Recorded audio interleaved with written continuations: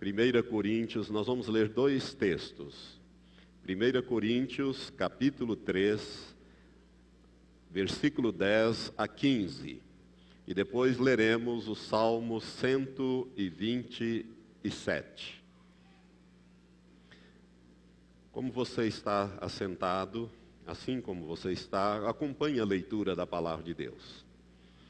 Hoje nós vamos falar sobre o tema Avalie sua vida da perspectiva de Deus. Avalie a sua vida da perspectiva de Deus. Irmãos, hoje é o último dia do ano e eu creio que quando chega o final do ano nós sempre temos aquela tendência de fazer um balanço, né? De fazer uma avaliação, como foi o ano, como foi a nossa vida durante este ano, as coisas que nos sucederam, as boas, as ruins, e as vitórias que alcançamos, as derrotas que tivemos que enfrentar, as vitórias que alcançamos, enfim, nós devemos fazer um balanço da nossa vida. E eu gostaria de meditar nessa noite com a igreja sobre esse tema, avalie sua vida da perspectiva de Deus. Vamos ler então a partir do versículo 10 de 1 Coríntios capítulo 3.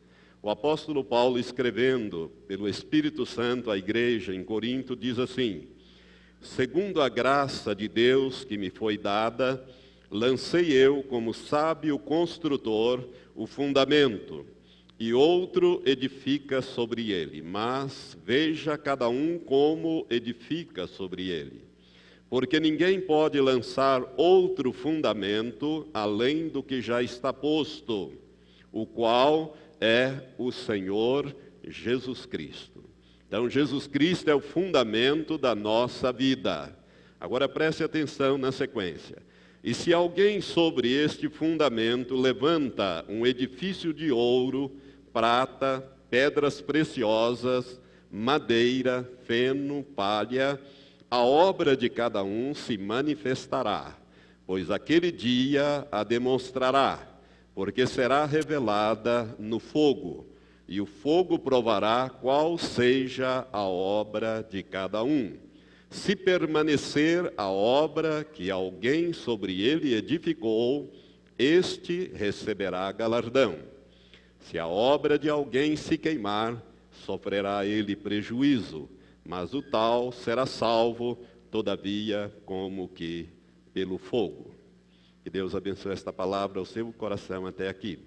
Vamos abrir no Antigo Testamento, no livro dos Salmos, o Salmo 127. Livro dos Salmos, o Salmo 127. É um salmo bastante curto, tem apenas 5 versículos. Diz assim a palavra de Deus a nós também. É um salmo que Deus deu a Salomão. Se o Senhor não edificar a casa, em vão trabalham os que a edificam. Se o Senhor não guardar a cidade, em vão vigia a sentinela. Inútil vos será levantar de madrugada, repousar tarde, comer o pão de dores, pois ele supre aos seus amados enquanto dormem. Eis que os filhos são herança da parte do Senhor, e o fruto do ventre o seu galardão. Como flechas na mão de um homem valente, assim são os filhos da mocidade. Bem-aventurado o homem que enche dele a sua aljava. Não serão confundidos quando falarem com seus inimigos à porta. Que Deus abençoe também essa escritura para nós nesta hora. Amados, como foi o seu ano de 2007? Como foi? Foi um bom ano? Foi um ano razoável? Mais ou menos? Um ano ruim? Um ano difícil? Um ano de vitórias? Um ano de derrotas? Eu quero dizer que nós podemos avaliar o ano que está se findando de várias perspectivas. Mas hoje nós queremos avaliar não o ano, mas a nossa vida. Porque o que importa é a nossa vida, é como nós vivemos o ano. e como nós vamos viver o ano que se aproxima, o ano de 2008. Se você olhar para os noticiários, você vai ver que foi uma tragédia na vida de muitas famílias, o ano de 2007. As notícias que campearam os jornais, a televisão, foram notícias tenebrosas. Se olhar da ótica dos cientistas, os cientistas estão apavorados. As últimas notícias nos dão conta que o Polo Norte está derretendo. Pela primeira vez, navio pôde cruzar o Polo Norte, agora no verão, passando da Ásia para a Europa. Nunca isso aconteceu antes. Os cientistas estão apavorados com os chamados problemas ecológicos, ou aquilo que já se convencionou chamar o aquecimento global. Um grupo de cientistas da Polônia, juntamente com outros cientistas da NASA, divulgaram recentemente, há cerca de uns 10 dias atrás, uma notícia extremamente alarmante, de que até o ano 2013, o polo deverá derreter completamente. E isto trará um aumento do volume de água nos oceanos e deverá causar grandes transtornos na vida de milhões, quiçá bilhões de pessoas na face da Terra. Essa notícia poucos prestaram atenção, porque ela não foi muito divulgada. Isto, irmãos, está nos dizendo que Jesus está voltando. Se você olhar para as coisas que sucederam, você está notando que os sinais que Jesus falou que estaria à porta, quando ele estivesse para voltar, estariam acontecendo, quando ele estivesse às portas para voltar, estão aí diante de nós. Então, nós devemos fazer uma avaliação, não somente do ano, mas avaliar principalmente a nossa vida. Algumas pessoas têm dificuldade de fazer uma autoanálise, e porque elas têm um grande vazio dentro delas. E se elas começarem a olhar para dentro, para analisar as suas vidas, elas vão ficar muito frustradas e elas vão ver esse enorme vazio que existe na vida delas. E muitas pessoas procuram nunca fazer uma autoanálise e mantêm a sua vida dentro daquele ritmo frenético, sempre a televisão ligada, uma coisa, outra, fazendo isso, fazendo aquilo, porque elas não querem olhar para o fracasso que tem sido o seu viver diário. Outras pessoas não conseguem fazer uma autoanálise ou uma análise da sua vida, não param para se autoanalisar, porque não sabem como fazer essa autoanálise, ou não sabem nem mesmo por onde começar. E o Salmo 127, ele é de grande ajuda nesse sentido, porque o Salmo 127 nos dá, assim, uma bússola, uma ajuda muito grande para nós podermos fazer uma autoanálise da nossa vida, avaliar a nossa vida. Irmãos, o Salmo 127, ele é dividido em duas partes. A primeira parte é composta dos versículos 1 e 2. E a segunda parte dos 3 últimos versículos, do 3 até o 5. A primeira parte desse Salmo 127, ela mostra, ou nos mostram, esses 2 versículos primeiro, nos mostram o contraste. E os 3 últimos versículos nos ilustram o contraste. Então nós temos o contraste mostrado e o contraste ilustrado. Os 2 primeiros versículos nos falam ou nos mostram o contraste. E a palavra que aparece mais fortemente nos 2 primeiros versículos é a palavra em vão. Essas 2 palavrinhas, em vão. Você vai achar essa palavra, essas 2 palavrinhas aí de uma maneira clara 2 vezes. Salomão, inspirado pelo Espírito Santo, ele disse: se o Senhor não edificar a casa, em vão trabalham os que a edificam. Se o Senhor não guardar a cidade, em vão vigia a sentinela. Se você gosta de riscar a sua Bíblia para destacar, pode destacar essas duas palavrinhas, em vão. E a terceira palavra é inútil, porque no original hebraico é a mesma palavra, em vão, tem o mesmo significado. Poderia até ser traduzido: em vão vos será levantar de madrugada, repousar tarde, comer o pão de dores, pois ele supre aos seus amados enquanto dorme. Aqui nós temos então os contrastes. Primeiro nos é mostrado então os contrastes. E o final nos ilustra, na segunda parte desses dois versículos, nos ilustram então este contraste. Irmãos, esses versículos, eles nos chamam a atenção para como é que nós gastamos o nosso tempo. Como é que nós nos comportamos. Aqui nós aprendemos uma coisa: existem 3 coisas que nós podemos gastar, e gastamos mesmo, na nossa vida. Primeiro é o tempo. Segundo, são as nossas energias. E terceiro é o dinheiro. Nós gastamos essas 3 coisas: tempo, energia e dinheiro. Se nós pudéssemos fazer uma fórmula química, nós diríamos que o tempo seria o hidrogênio. As nossas energias seriam o oxigênio. E se você unir o oxigênio ao hidrogênio, você vai ter o resultado água, H2O, não é? E a água solidificada é o gelo. Então o gelo representaria aqui o resultado da união dos 2 átomos. Desses átomos todos, nós teríamos a água, que numa das suas formas seria o gelo. O gelo representaria o dinheiro.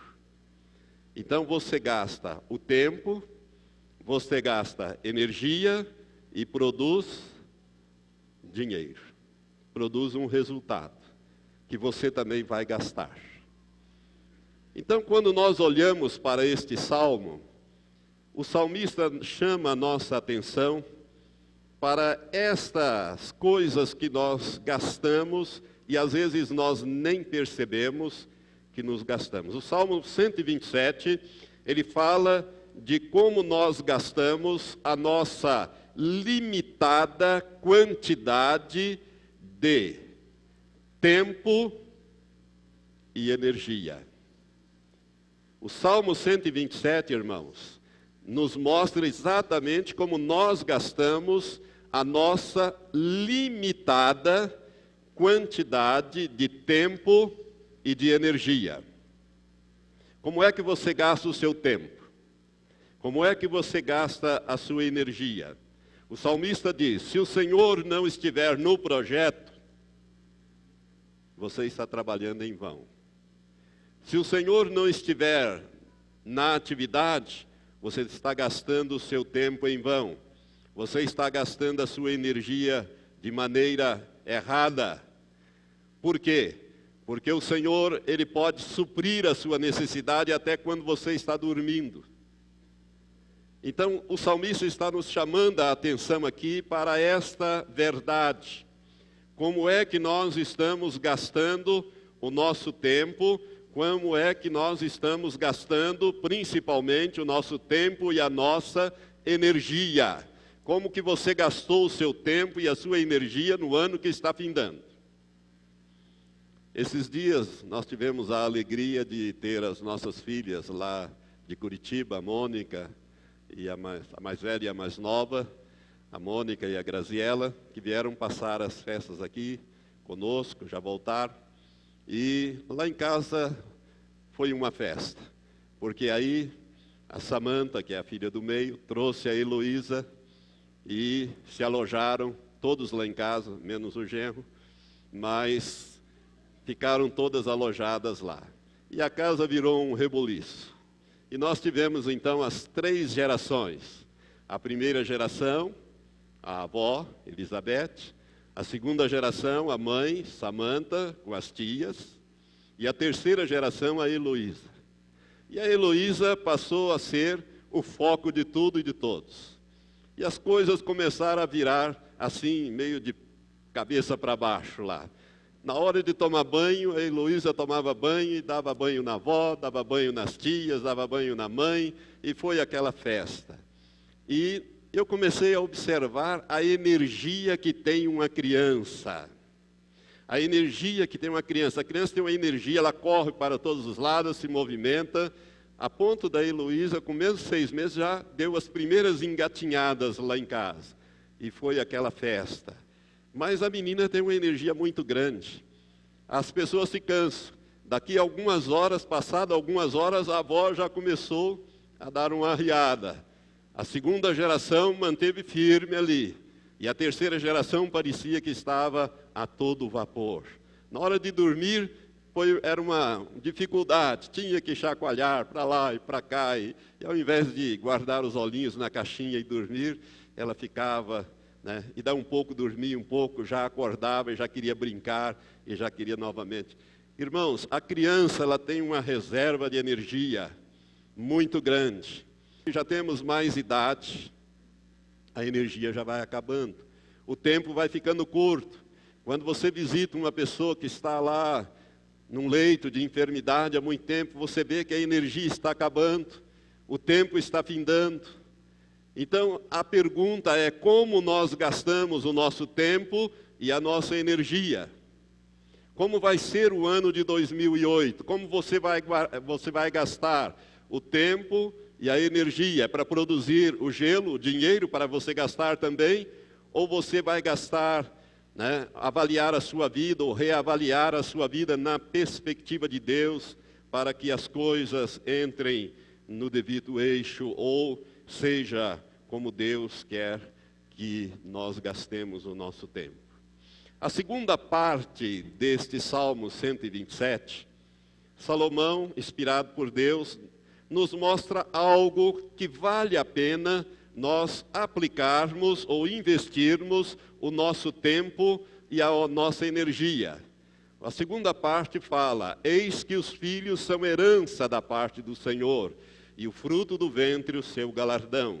Como flechas na mão de um homem valente, assim são os filhos da mocidade. Bem-aventurado o homem que enche deles a sua aljava. Não serão confundidos quando falarem com seus inimigos à porta. O que Salomão está chamando a atenção nossa aqui é para uma perspectiva certa. Eis aqui aonde gastar o tempo e a energia, ou seja, no projeto de Deus, na família, nos filhos. Não existe, irmão, um projeto tão importante como o projeto da família. A Bíblia nos ensina que a família é um projeto de Deus. Aliás, o primeiro projeto de Deus. O segundo projeto, ou instituição divina, as duas únicas que existem na terra, a primeira família e a segunda igreja. A família é algo muito importante. E a família, ela começa com o casamento e desenvolve-se com os filhos. E aqui está, então, Salomão apontando algo que vale a pena, na perspectiva de Deus, de nós gastarmos tempo e energia. Investirmos na nossa família, na criação dos filhos. Talvez você possa dizer, pastor, mas eu já não tenho, meus filhos já são todos criados. Quando eu fui chamado para o reino, meus filhos já eram todos adultos, eu não pude fazer aquilo que a Bíblia me orienta, que é criar as crianças no caminho, ensiná-las no caminho que deve andar. Aliás, Deuteronômio capítulo 6, ali naquele texto memorável, do versículo 4 até o versículo 9, Deus dá uma instrução para a educação dos filhos, quando ele diz assim: ouve, ó Israel, o Senhor nosso Deus é o único Senhor. Amarás, pois, ao Senhor teu Deus de todo o teu coração, de toda a tua alma e de todas as tuas forças. E essas palavras que hoje te ordeno estarão no teu coração, e as ensinarás a teus filhos, e delas falarás sentado em tua casa e andando pelo caminho, ao deitar-se e ao levantar-se.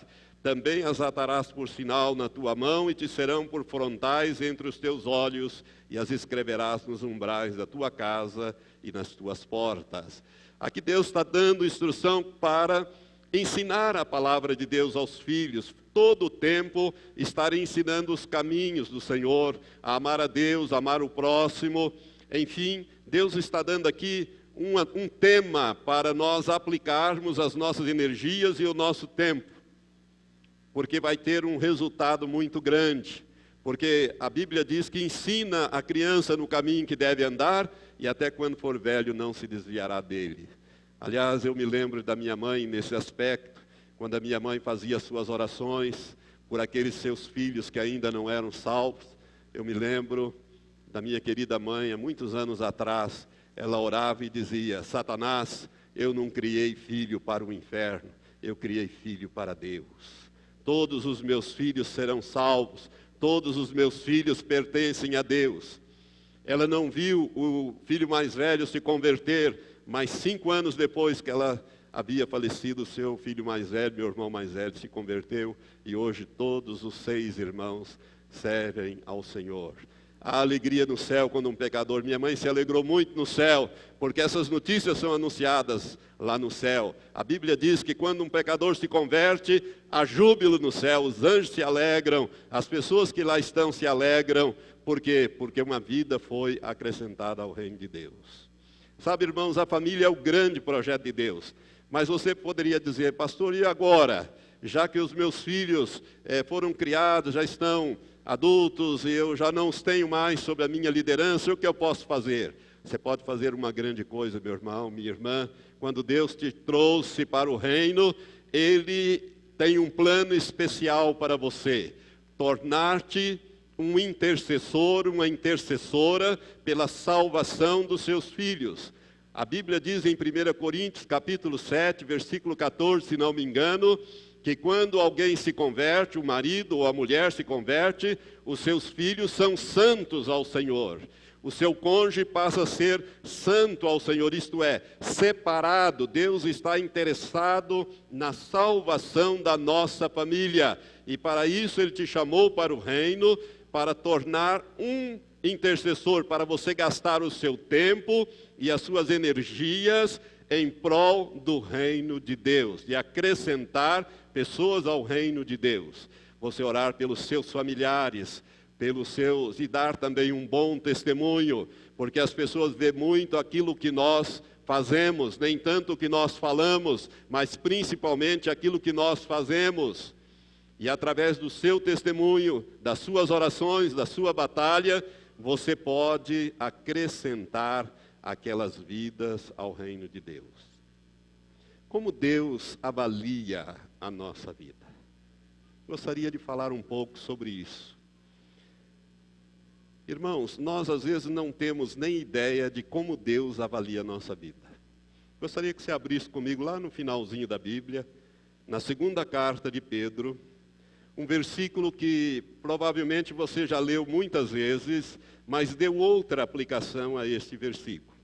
2ª carta do apóstolo Pedro, nós vamos ler o capítulo 3, versículo 8. É um texto que está dentro de um contexto escatológico, da segunda vinda de Cristo, do juízo sobre a terra, mas eu gostaria de ler para você 2 Pedro, capítulo 3, versículo 8. Diz assim: mas vós, amados, não ignoreis uma coisa, que um dia para o Senhor é como 1000 anos, e 1000 anos como um dia.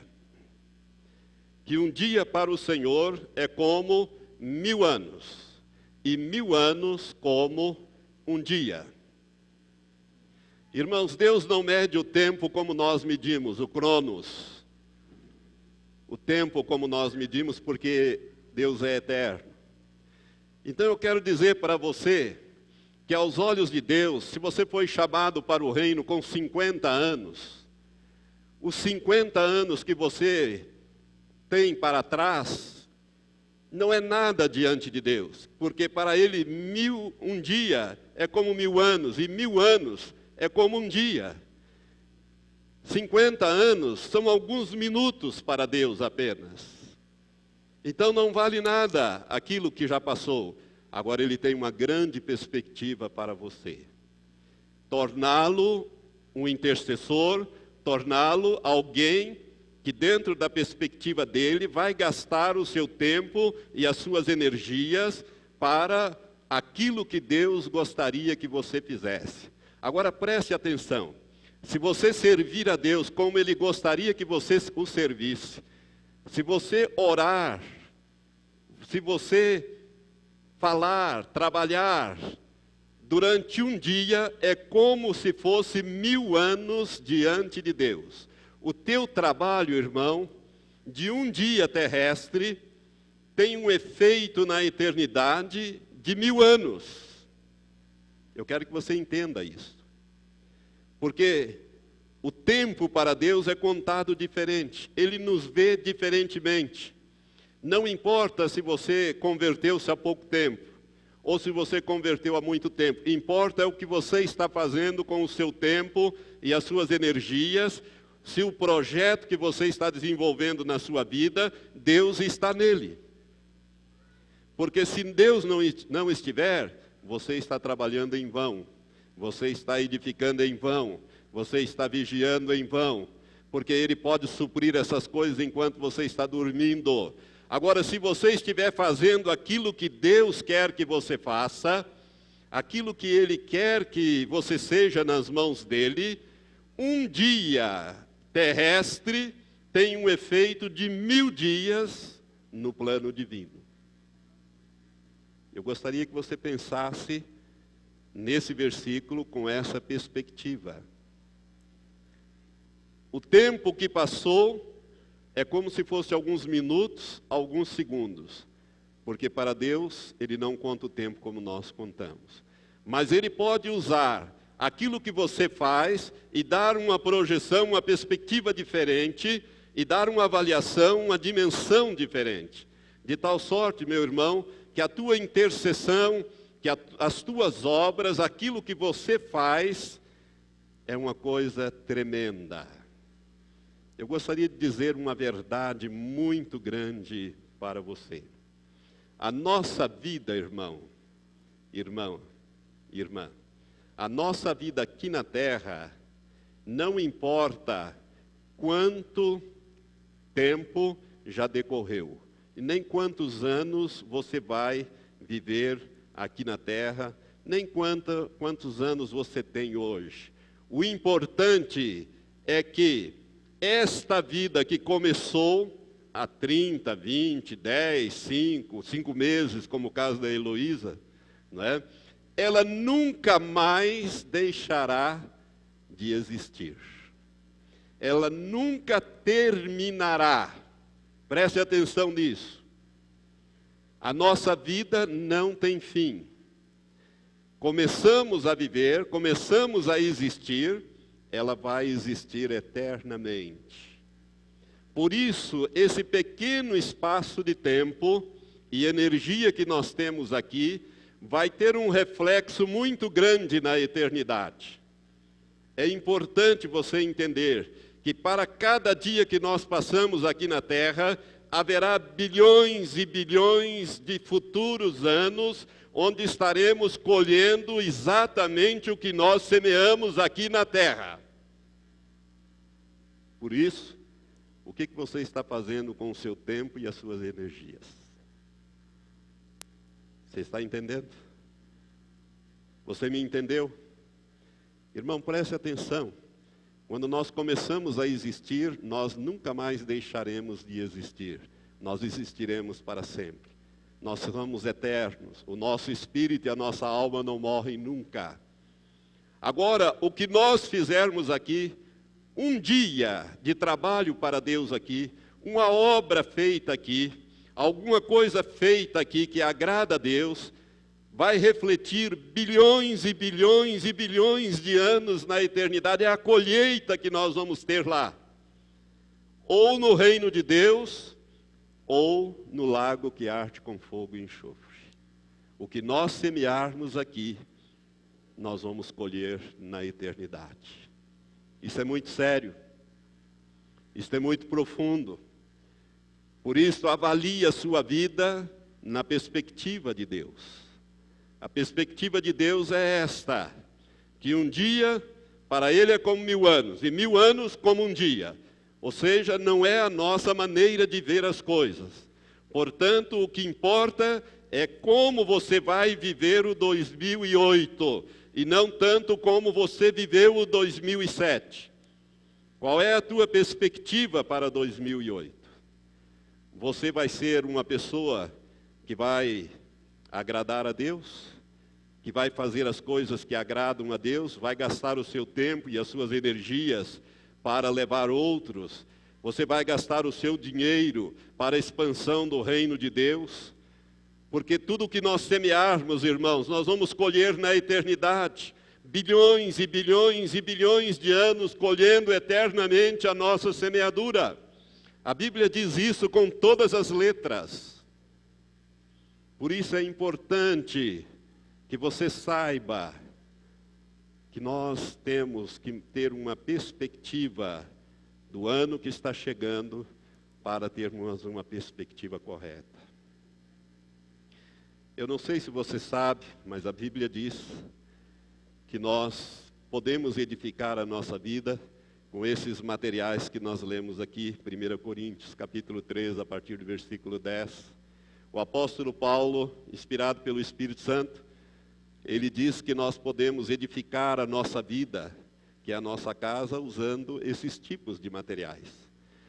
Agora, a perspectiva divina é que haverá um dia de julgamento, haverá um dia de juízo. Deus vai meter fogo nesse material, Ele vai passar essa construção pelo fogo. E se o material usado for ouro, prata ou pedras preciosas, não vai desaparecer. Mas se o material usado for madeira, feno ou palha, esses materiais não resistem ao fogo, se tornam cinza. Agora imagine a sua casa. Quais são os fundamentos? O fundamento é Jesus Cristo, não é verdade? Você nasceu de novo. Agora Deus vai deixar você edificar. Você vai edificar. E aí você começa a fazer as colunas. Se você usar ouro ou prata, elas vão permanecer. Mas imagine que você comece a fazer de madeira. E põe a cobertura de feno. E põe um pouco de palha. Na hora que o fogo for metido nisso na casa, ela vai ficar sem cobertura, ela vai ficar com uma parede de ouro, um pedaço de prata, algumas pedras preciosas encravadas aqui e ali. Como é que vai ficar essa construção, meu irmão? E o apóstolo diz que nós temos que tomar cuidado ao empregar o nosso tempo e as nossas energias para construir com o material certo, porque nós somos responsáveis por essa construção. Como vai ser o ano de 2008 na perspectiva de Deus? Como vai ser a sua vida daqui para frente? Você vai usar o material que Deus aconselha, que é o ouro, a prata e as pedras preciosas? Esse material ele pode passar pelo fogo que ele não é destruído. Ele simplesmente é purificado, mas não é destruído. Enquanto que os outros três, madeira, palha e feno, eles não resistem ao fogo. E por isso é que eu estou chamando a sua atenção para esta realidade. Nós estamos muito próximo da vinda do Senhor Jesus Cristo. E todos nós vamos passar diante do tribunal de Cristo, principalmente aqueles que nasceram de novo. E ali nós seremos examinados, como diz 2 Coríntios, capítulo 5, versículo 10, para recebermos o nosso galardão. E nós vamos ser queimados, nós vamos ser avaliados, para saber o que sobra, o que vai sobrar da nossa vida. Tudo, irmãos, vai depender do tempo e das energias que nós investirmos em relação aos projetos de Deus. Às vezes nós fazemos projetos para nós. Não está errado nós fazermos os projetos para nós, mas Deus tem que estar no nosso projeto. A prioridade da nossa vida sempre tem que ser o Senhor. Por isso é que Jesus disse: buscai primeiro o reino de Deus e a sua justiça, e todas as demais coisas vos serão acrescentadas. O salmista diz: ele dá aos seus amados enquanto eles estão dormindo. Então, cuidado para você não correr em vão, para você não trabalhar em vão, para você não errar a perspectiva, para você não acabar com as suas forças, suas energias e o seu tempo, e chegar no final e você fazer uma autoanálise. Se você não fizer, Cristo vai te examinar. A palavra lá em 2 Coríntios 5:8 é que todos nós seremos colocados do avesso. É como se fosse, você pegasse um saco e para examinar se tem alguma coisa, você puxa do avesso, examina de um lado, examina do outro. Esse é o sentido da palavra. Todos nós compareceremos diante do tribunal de Cristo para sermos examinados. E aí é que o que vai sobrar e o que vai faltar. Irmãos, tudo o que nós fazemos aqui na terra é anotado no céu. Você sabia disso? Que há um registro perfeito no céu? Os anjos, eles auxiliam Deus nesse projeto. Tudo que nós fazemos aqui na terra é registrado no céu. A Bíblia fala de livros. Primeiro ela fala do livro da vida. A Bíblia fala 8 vezes sobre o livro da vida. Começa lá em Êxodo, capítulo 32, só vou citar os versículos, eu ia ler, mas nós não temos mais tempo. Capítulo 32, versículo 32 e 33, fala do livro da vida. O Salmo 69, versículo 28, fala do livro da vida. Daniel, capítulo 12, versículo 1, fala do livro da vida. Também Lucas, capítulo 10, versículo 20, fala do livro da vida, que é aquele texto que nós usamos todos os dias, os pastores usam para fazer batalha espiritual. Quando os discípulos voltaram, os 70, com alegria, dizendo que os demônios tinham submetidos a eles, e Jesus disse: não vos alegreis porque os demônios se vos submetem, alegrai-vos antes por estarem os vossos nomes escritos nos céus, isto é, escritos no livro da vida. Lucas 10, versículo 20. Filipenses 4:3 também fala do livro da vida. Apocalipse capítulo 3, versículo 5 fala do livro da vida. Apocalipse capítulo 20, versículo 12 também, capítulo 21, versículo 27 falam do livro da vida. A Bíblia menciona este livro, que é o livro da vida do Cordeiro de Deus. Mas ali a Bíblia fala também que existem outros livros. Outros livros. E esses outros livros, irmãos, contêm o registro completo da vida de cada ser humano, desde que ele foi gerado até o dia que ele partiu para a eternidade.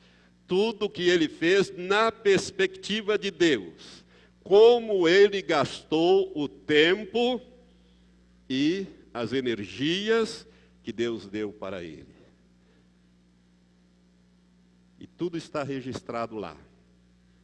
Tudo está registrado neste livro. Esse livro, irmãos, registra a nossa vida inteiramente.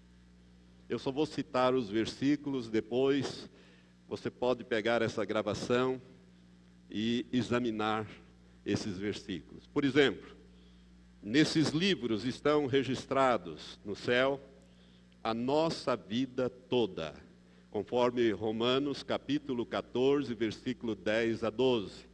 Conforme 1 Coríntios, o texto que nós lemos, capítulo 3, versículos de 10 a 15. 2 Coríntios, capítulo 5, versículo 10. 1 Pedro, capítulo 4, versículo 5. Esses textos falam do registro de toda a nossa vida. Nesses registros de Deus que estão nos céus, também todas as nossas palavras estão registradas neste livro. Nesses livros. Malaquias capítulo 3, versículo 16 fala disso.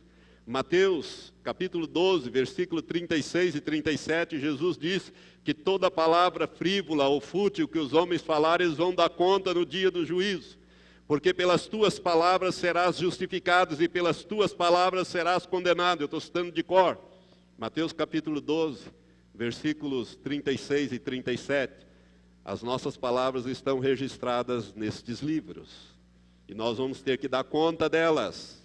Também nos registros celestiais estão todos os nossos pensamentos. Salmo 139, versículo 2 e versículo 23 fala disso. Provérbios 15, versículo 26 também fala sobre os nossos pensamentos sendo registrados por Deus nesses livros. Romanos 2, versículos 15 e 16 também fala que nós seremos julgados pelos nossos pensamentos. Por aquilo que pensamos e que Deus conhece estão registrados nesse livro. Nesses livros estão registrados também todos os nossos segredos, conforme Romanos 2,16 e Eclesiastes capítulo 12, versículo 14. Também estão registrados todos os nossos motivos para agirmos assim ou assado, ou deixarmos de agir dessa ou daquela maneira, conforme Provérbios capítulo 16, versículo 2 e 1 Coríntios capítulo 4, versículo 5. Também nesses livros estão registrados até as nossas lágrimas. Eu quero ler esse texto porque ele é muito bonito. Salmo 56, versículo 8. Escuta você apenas. Salmo 56, versículo 8. Fala que estão registradas as nossas lágrimas. Diz assim. No dia, Salmo 56, versículo 8. Tu contastes as minhas aflições, põe as minhas lágrimas no teu odre. Não estão elas no teu livro? Até as nossas lágrimas, Deus registra. Ele sabe por que choramos. Estão registradas no céu. Também nesses livros estão escritas todas as nossas orações e todas as nossas intercessões.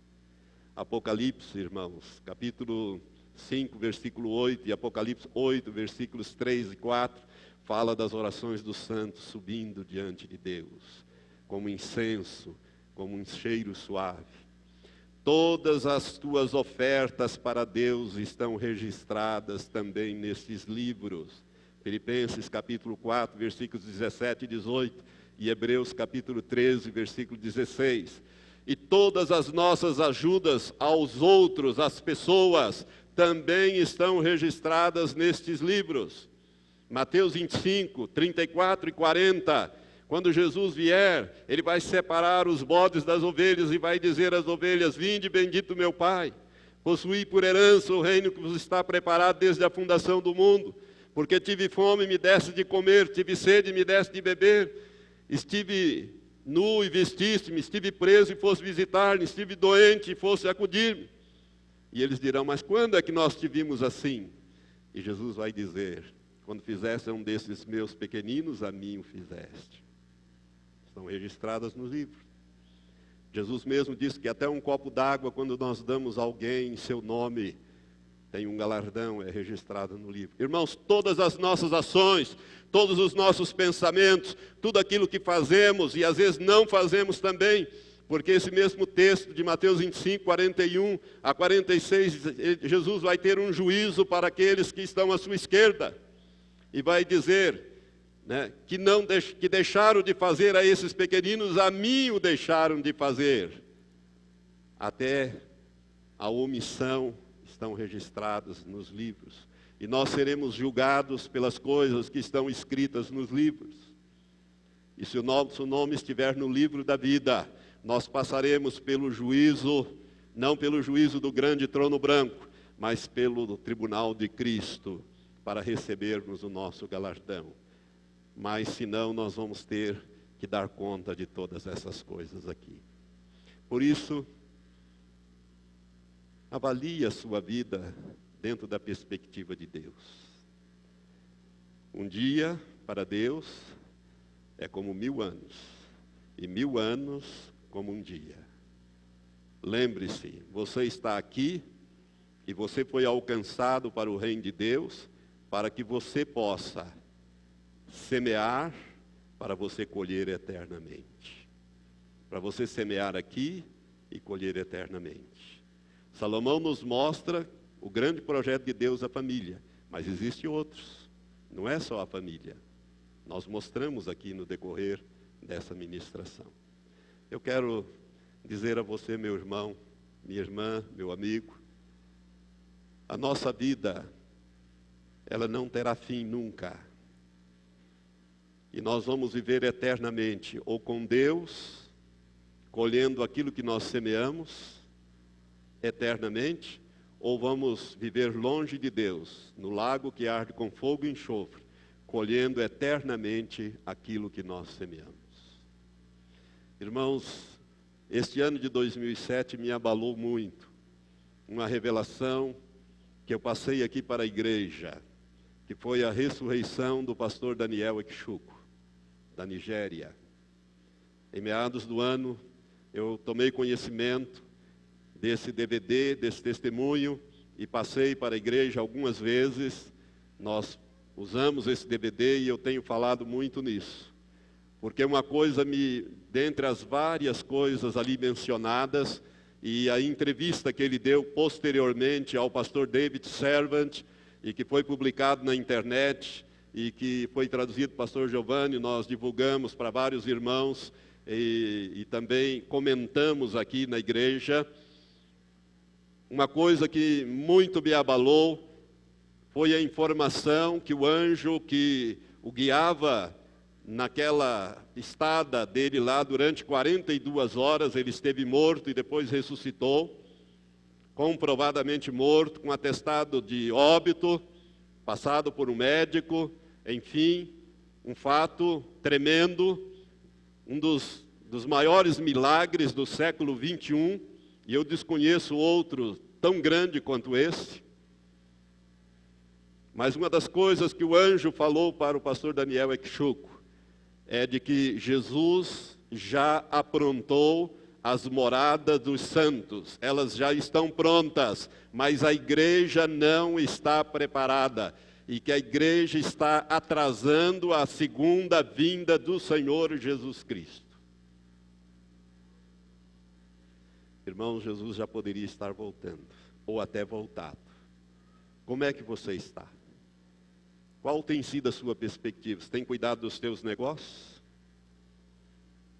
A Bíblia diz que mesmo caindo em boa terra, a semente, se crescerem os espinhos e sufocarem, ela vai não dar fruto com perfeição, ela vai ficar infrutífera. Por quê? Porque os cuidados da vida, a sedução das riquezas, deixa a vida cristã de muitos infrutíferas. Meu amado, prepare-se para a segunda vinda de Cristo. Mude a perspectiva.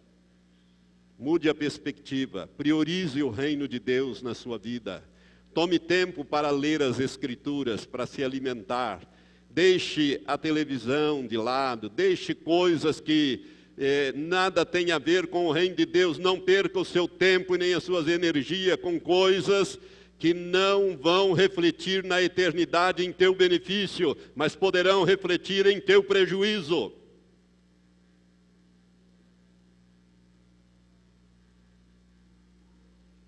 A decisão é nossa. Nós temos livre-arbítrio. Pode ser que você fique só no fundamento, que tudo que você construiu seja devorado pelo fogo. Você fique só no alicerce, mas não é esta a vontade de Deus. A vontade de Deus é que nós sejamos frutíferos. A vontade de Deus é que nós produzamos o fruto do Espírito, que é amor, gozo, paz, bondade, benignidade, fé, domínio próprio, temperança, enfim, de Gálatas capítulo 5, versículos 22 e 23. Qual é a perspectiva que você tem para 2008, meu irmão? Mude a sua vida. Poucos anos nos separam da vinda de Cristo. Se as mansões estão prontas, o Senhor voltará. É uma questão da igreja, da noiva se aprontar. Mude a sua vida. Ganhe uma nova perspectiva. 2008 é uma oportunidade de mudança. Lembre-se que um dia que você faz para Deus equivale a 1000 aos olhos de Deus. Você vai colher bilhões e bilhões e bilhões de anos aquela semeadura que você fez. Não é verdade? Você planta uma sementinha de laranja, nasce um pé de laranja e você vai chupar laranja o resto da sua vida, seus filhos vão chupar laranja, tudo com uma sementinha que você lançou ali. Assim será também no reino de Deus. Que Deus possa te abençoar para você entender as prioridades de Deus, para que você esteja no projeto certo, fazendo a coisa certa. Não se preocupe, irmão, com as coisas materiais. Deus vai te dar a perspectiva certa. Às vezes, irmãos, Deus faz umas coisas também tremendas conosco. Eu tenho um livro aqui de Wesley Duewel. Todos os livros desse irmão são extraordinários. Algumas coisas eu tirei rapidamente dele. Avalie a sua vida de 17 maneiras. Mas ele conta uma experiência aqui, que eu já passei também por uma experiência assim, e eu creio que muitos aqui já passaram também.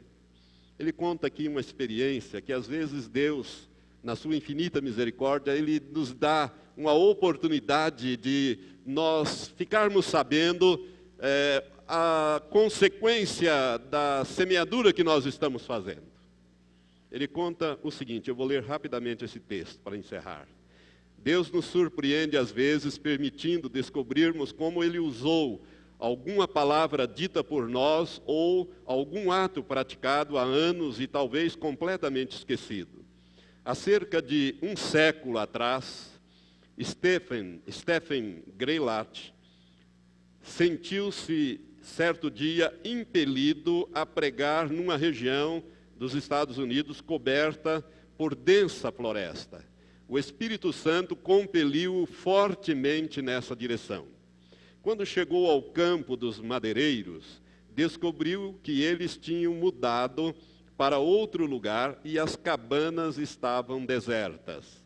Todavia, tinha tanta certeza de ter sido enviado por Deus, que entrou numa das cabanas e pregou para as paredes o sermão que Deus colocara em seu coração, voltando depois para casa. Coisa estranha, né? Ele pregou para as paredes daquela cabana e voltou para casa. Ele jamais compreendeu a razão de Deus tê-lo mandado pregar a uma cabana vazia. Muitos anos mais tarde, na Inglaterra, quando atravessava a ponte de Londres, um homem agarrou-o pelo braço. E o homem disse, descobri o Senhor finalmente. Penso que está enganado, respondeu o senhor Greylat. Não, não estou. Não foi o Senhor que pregou numa cabana vazia na mata nos Estados Unidos há vários anos? Sim, admitiu o senhor Greylat. Mas não havia ninguém lá. Eu era o capataz responsável pelos madeireiros, o estranho explicou. Nós tínhamos mudado para um novo local quando descobri ter deixado uma ferramenta para trás. Voltei para pegá-la e ouvi uma voz nas cabanas. Espiei por uma fresta e vi o Senhor. O Senhor não me viu, mas eu ouvi o resto do seu sermão. Deus tocou o meu coração e fiquei tão convencido do meu pecado que depois de algum tempo comprei uma Bíblia, arrependi-me dos meus pecados e me tornei cristão. Comecei então a ganhar os meus homens para Cristo. O seu sermão levou pelo menos 1000 pessoas para Cristo e 3 delas já se tornaram missionários. Você pode imaginar isso? Que coisa gloriosa. Irmãos, a perspectiva de Deus é outra. A contagem de Deus é outra. O tempo de Deus, o que nós fazemos, irmãos, às vezes, eu já tive essa alegria. O Senhor não se lembra de mim, mas o Senhor falou uma coisa assim, assim, assim, assim, e hoje eu estou na igreja, hoje eu estou servindo a Deus, porque aquela palavra foi pregada no intervalo de uma aula lá na faculdade. E nós temos, eu creio que muitos irmãos já tiveram essa surpresa. Então, meu irmão, muda a sua perspectiva. Viva 2008 diferentemente do que você viveu 2007. Viva daqui para frente na perspectiva de que Jesus está voltando e que você precisa trabalhar enquanto é dia, porque a noite vem quando ninguém mais vai poder trabalhar. Fique em pé. Pai Santo, eu quero te agradecer, ó Deus, por esta palavra. Nós sabemos, Senhor, que o Senhor haverá de aperfeiçoá-la e mudar a perspectiva nossa para o ano que está se aproximando e para os dias que virão, Senhor. Ó Deus, eu quero te pedir, Pai, abre o entendimento dos teus filhos, para que compreendam que a prioridade do Senhor é diferente das nossas prioridades, e que a tua promessa é que as nossas prioridades seriam supridas pelo teu poder, até mesmo quando estamos dormindo, mas que, Senhor, se nós não fizermos e não fizermos a nossa parte, ela não será feita. Por isso, Senhor, comece a mudar a mentalidade, a visão dos irmãos, da igreja, Senhor, para o tempo do fim, a fim de que, Senhor, nós nos esforcemos mais na implantação do teu reino aqui na terra, para que muito breve Jesus possa voltar e levar a igreja para estar para sempre com o Senhor. A nossa oração é Maranata, vem logo, Senhor Jesus. Muda, Senhor, a perspectiva desta igreja. Muda, Senhor, a perspectiva daqueles que vão ouvir por essas gravações, essa mensagem, para que eles possam entender, ó Pai, que o Senhor está interessado na implantação do teu reino, que é a prioridade máxima do Senhor. Em nome de Jesus, eu quero abençoar as famílias aqui representadas. Senhor, para que os nossos entes queridos sejam ganhos pelo nosso testemunho e pelas nossas orações, pelas nossas batalhas, Senhor, por aquilo que fizermos, ó Pai, para que a nossa família toda seja acrescentada ao teu reino e que nenhum fique fora, Pai. Eu oro nesse sentido para um despertamento da igreja, para compromissos mais sérios com o Senhor, compromissos de santidade, de vida, de testemunho, ó Deus, e também de comprometimento contigo e com a tua palavra. Pai, em nome de Jesus, eu abençoo esta congregação e aqueles que oram comigo agora, em nome de Jesus. Amém. Amém. Graças a Deus.